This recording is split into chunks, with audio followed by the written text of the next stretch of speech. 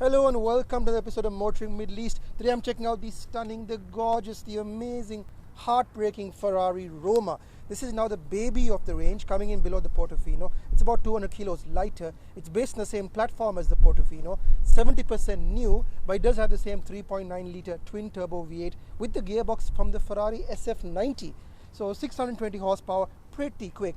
Starting price, and I use the word starting price, 942,000 dirhams. This one's probably over $1 million. They always are over $1 million dirhams. But it is quite a gorgeous thing, and really it's Ferrari's attempt to say we can make Aston Martin, because Aston Martin's been faltering in recent years. Their cars are a little bit not that pretty. They're a bit like sneakers, a little too crazy far out there. But this car is pretty, and it has a Ferrari badge on it. So what's not to love? Is it too soft or is it too hard-edged? That's probably a problem with the F8, the recent cars of the 812. They've been very, very hard-edged. They're very, very track-focused. This one isn't that track-focused. How is it to drive? Let's find out. So what am I going to say about how the Ferrari looks? Well, look at it. It's just gorgeous.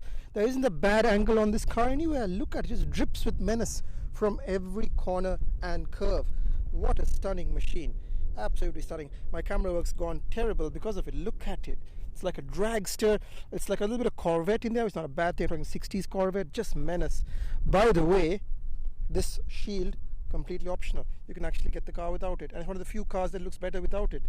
I also love the color. It's one of the few Ferraris that looks better in not Ferrari red. This is grigio grey. I imagine that's Italian if it is grey. Let's see what the boot's like. Oh, look at this. Just look at these taillights. They're the first taillights from Ferrari since the 348 to not be round. I'm not even sure what you describe this shape as. Rhomboid? Very odd, but very cool. And if you look at it from here, sorry, what a cool little idea, isn't it? It's like a little double shelf design. Opening the boot, absolutely nothing going on here. This is the tiniest boot I've seen in a GT car. I mean, what sort of luggage can you fit in here? The answer is probably not a lot, apart from whatever is in the Ferrari catalog. Serial number up here. All you've got is the specifications. So what you've got here is specifications for the car. It's pretty small. Somebody will zoom in and see it. But yeah, doesn't tell you what the prices are, but it's good to know that whoever in the future looks this car up can actually see what options were ordered with it. And by the way, all these cars come with options. None of them come without options. Alright, let's see what it's like on the road. So what's the interior of the Ferrari Roma like? Well, pretty darn stunning, to be honest with you. Look at the curves, look at the elegance, just absolutely gorgeous. What's not so great is the back seat room. I don't know if you can see this down here, but really, just adjusting the exposure, all you can fit in here is a set of playing cards, maybe, certainly not a human thigh. Seats are pretty comfortable, if a little hard, but in that classic Italian way. What have we got? We've got a screen for the passenger, which has all the obvious stuff that they can control, like, let me see if I can put this. Press. It's not very responsive, is it? It's a problem that you'll see again in performance, audio, navigation, and settings, and you can adjust their own climate control. Check out this AC vent. This is how you control the direction of the air. Look at that. Just really nice, very simple. Simple. Well, here's the gated shifter. Oh no, wait. It is in fact the control for the automatic. So you pull, push, etc. in the directions you want to go. So this is reverse, this is forward, automatic or manual, and this is launch control. Buttons for the window switches, hazard control. What have we got down here? You've got space for stuff, I guess, not much stuff. There's a single USB in here, grippy pad for grippy pad stuff. God knows what you put in there, but really God knows what you put in there. Playing cards? A credit card? Like, what do you put in this space? I mean, it's a good thing it's all covered in lovely leather. The screen is a little bit of a horror show. So, picks up smudges very easily, very hard to read even in indirect sunlight. It controls everything: audio, phone, navigation, climate, but it washes out unbelievably easy. Oh, you want to change the fan speed setting? You got to press here. You got to really stab, by the way. If you just touch, you might not get it. And then you got radio. Where's the volume knob? You're saying, well, the volume is actually here. So you can basically do that to increase the volume. How do you do this without crashing the car? Stop it, stop it. Go away. Thank you. Very annoying. It's really, really unfriendly on the go. Almost in borderline infuriating. And speaking of infuriating, wait till you get to the main thing. Everything here is touch. This is a touch screen that controls the main screen. So I'll just, not driving myself crazy, having a gunshot in the back of this car. Okay, you press this view. You press this view. Thank you. You press this view, and it basically changes the main screen to stuff. Stuff happens, right? Okay, come on, calm down, breathe, that therapist said. This has the navigation screen. This has the performance screen, so your tachometer arcs up and left and right. And this is the one I like, which is this, the default screen, which is fine. So you got information on your right.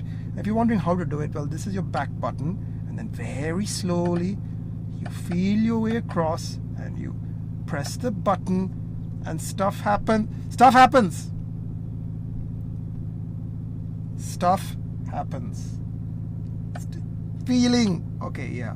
God almighty. Okay. There's one on the left side as well. This controls cruise control. So every time you rest your hand here, it turns on the cruise control. This is how I pick up calls. You'll never see on the go. What was wrong with buttons? This, at least, the Manatino is a proper knob. Proper knob. Changes everything to, this is, hold on. This is sport. This is race. This is the first time a GT car actually has race, because normally the Portofino, etc. don't get race modes. This also has the engine start button, which is also a soft button. Why isn't this an actual physical button? You want to flash somebody, you hold on. Left hand, please.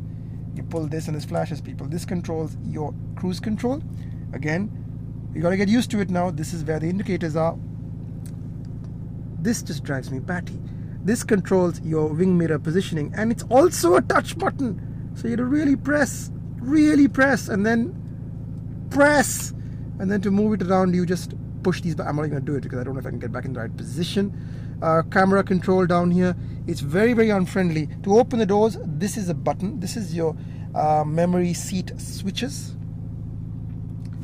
If you're thinking that I'm speeding through this, it's because using it is infuriating enough. Showing it to you might actually give me a heart attack, because it's just been so difficult to learn this car. Once you get the hang of it, I'm sure it's fine. But on the go, it's one of those things, especially these screens here on the right. Yeah. So for example, you're going vehicle, navigation. Okay, do something. Right. Okay, sorry. Okay, I'm going vehicle. And I'm zooming in. Let me just zoom in so you can see it. So yeah, parking brake insert. What's it going on? So yeah, all this stuff is very useful information. G meter, etc. But who did 198 in this car? Bad boy. Very bad boy. I'm sure it was a boy. But overall, it's a very nice screen. Look. Makes a nice noise for a turbo engine. And decent range is 492 kilometers. That's pretty decent range. It's a good cabin. It's just, why has Ferrari gone for this Tesla style nonsense? Having said that, the car more than lives up to the drive. That's what's next, coming up. So if it sounds like I'm a little bit frustrated here, it is because this interior is so annoying. You cannot imagine how this interior just wants to drive you crazy. Like, all it does is the simplest thing is turning the engine on, are a capacitive button, which doesn't respond the same way every single time. Why is this the case? Why can't it be buttons and knobs? They work.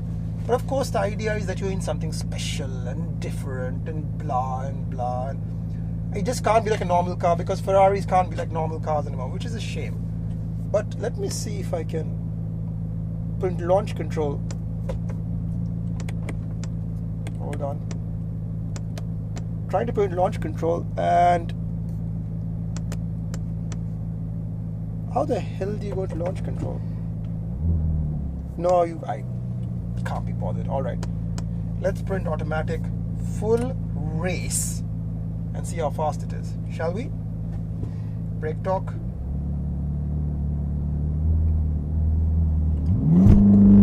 Wowzers, she moves!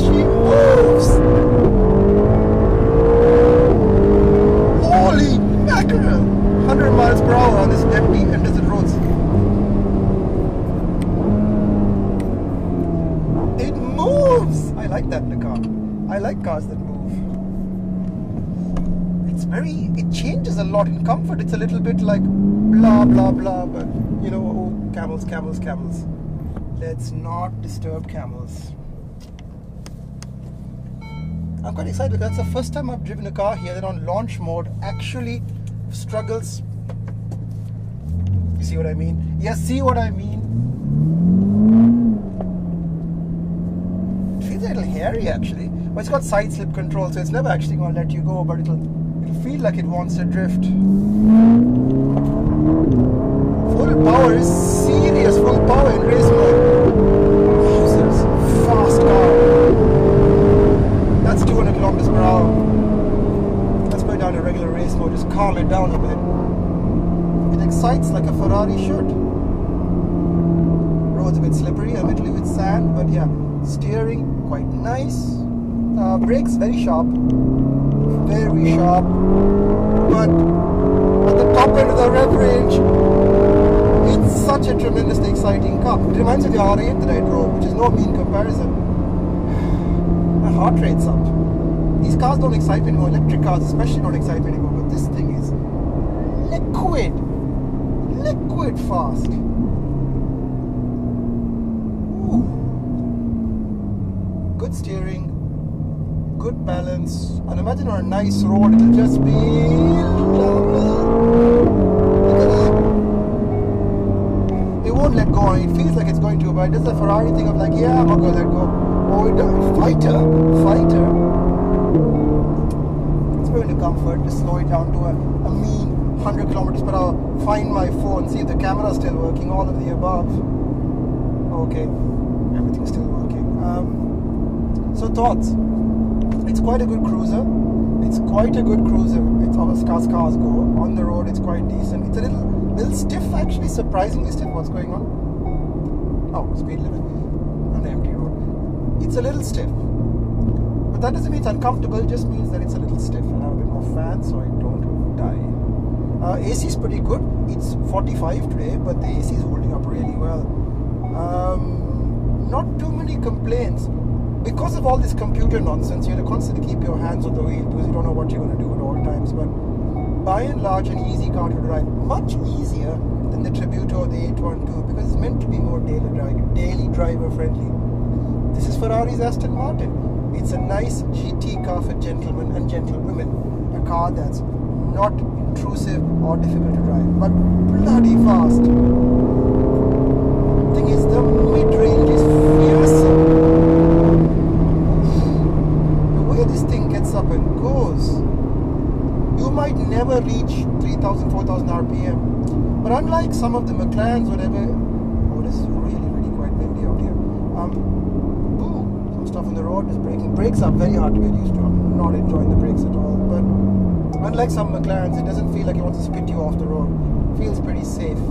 So this is actually a good balance because a lot of the mid-engine Ferraris of late have been going towards track day. This is more like a road car, something that will take on a winding road, but not a track. I'm sure it will do a track just fine, but it feels more at home on a road. It's got that sort of relaxed ease. It's more suits me, to be honest with you. Like, I don't have the body of a track day. Or you know what? Let's see what happens. Going around the corner.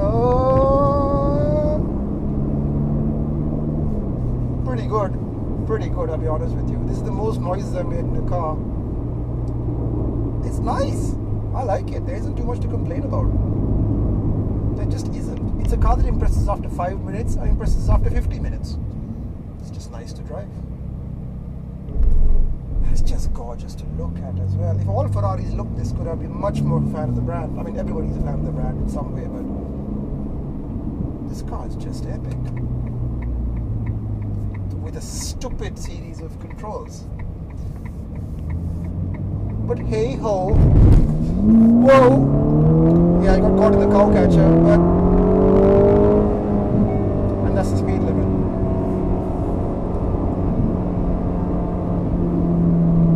It does get a little confused sometimes, the 8-speed automatic, which is from the SF90 Stradale. So if you sort of do path throttle on off, there it gets a little bit confused. Other than that, it's a pretty willing dance partner. Look, Ferrari, I want to find cruise control again so I can talk to you. But I can't. This is my not impressed face. Pressing stuff now. Oh, here we go. Cruise control on 113. So final wrap-up thoughts. Not much to complain about. The car is very poised, very grippy, very communicative.